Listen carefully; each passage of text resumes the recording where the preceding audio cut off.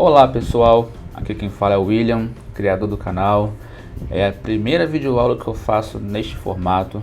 Eu decidi criar o canal com esse tipo de conteúdo porque, além de gostar muito da área de biológicas, adoro ensinar.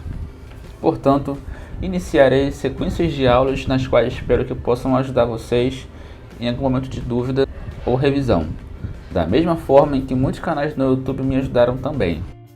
Hoje falaremos sobre o metabolismo bioquímico, mas antes de tudo, precisamos entender alguns conceitos. Íons, moléculas e a reação com a matéria viva. Pessoal, dentre os vários componentes químicos existentes no planeta, a matéria viva possui alguns em predominância em relação a outros, como o carbono, muito presente em substâncias como a própria glicose, o hidrogênio, extremamente importante na formação de ácidos orgânicos, o oxigênio, e aqui eu não preciso nem explicar a sua total importância na respiração, né? E também o nitrogênio, compondo a estrutura dos aminoácidos. Se somados, constituem cerca de 95% ou mais da massa de um ser vivo. Há outros elementos como fósforo, enxofre, cálcio, potássio, muito importantes na manutenção de um organismo. Bem, os átomos desses componentes químicos podem se associar, ou seja, se ligam formando estruturas mais complexas chamadas moléculas. Moléculas são um arranjo composto por dois ou mais átomos de um mesmo componente químico ou não. Como exemplo, nós temos aqui a molécula de água, o famoso H2O, basicamente composta por dois átomos de hidrogênio e um de oxigênio.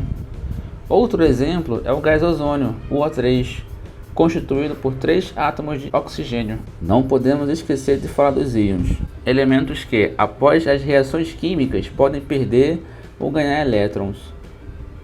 Para ser obrigatoriamente um íon, é necessário passar por essas modificações. Lembrando, pessoal, que o elétron tem carga negativa. Sendo assim, vamos analisar.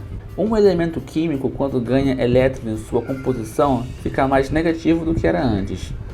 E quando isso acontece, ele passa a se chamar ânion, ou íon aniônico, ficando com esse símbolo negativo em cima dele, de acordo com a quantidade de elétrons recebidos. Da mesma forma, quando determinado elemento doa elétrons, ele fica mais positivo e passa a se chamar cátion, ou íon catiônico. Como um exemplo bem básico de uma reação de doação e recebimento, nós temos o NaCl. Quando ocorre a união entre o sódio e o cloreto, estes elementos se estabilizam, na qual o sódio doa um elétron a mais para o cloreto. E agora que entendemos o que são e como se formam os íons e moléculas, vamos falar sobre as substâncias orgânicas e inorgânicas. Basicamente, nos seres vivos, os átomos, íons e moléculas formam diferentes substâncias que, além de fazerem um papel estrutural, têm importante participação na manutenção de células, tecidos e órgãos.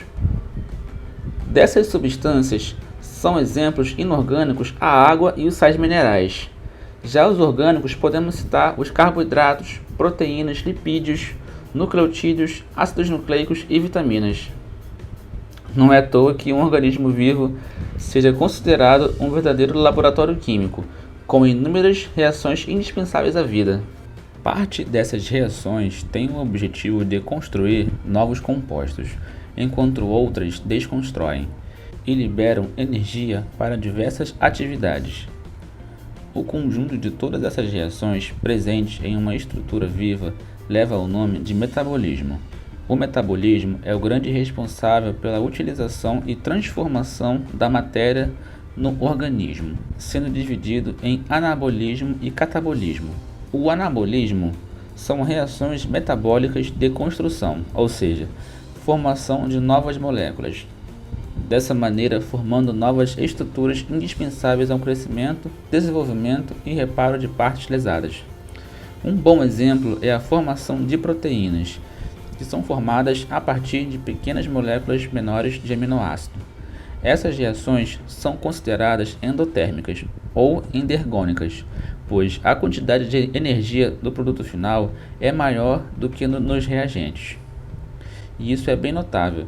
Se pegarmos como exemplo um aminoácido com energia 2 e juntarmos a outro aminoácido com energia 3, o produto final será uma estrutura mais complexa com energia 5.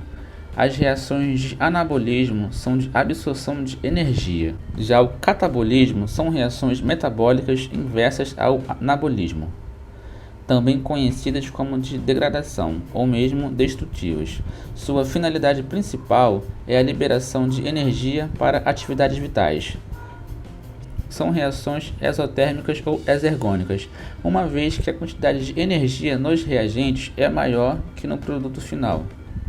E lembrando que nesse caso, se considerarmos a reação catabólica proteica, os reagentes serão as proteínas mais complexas e o produto final, os aminoácidos.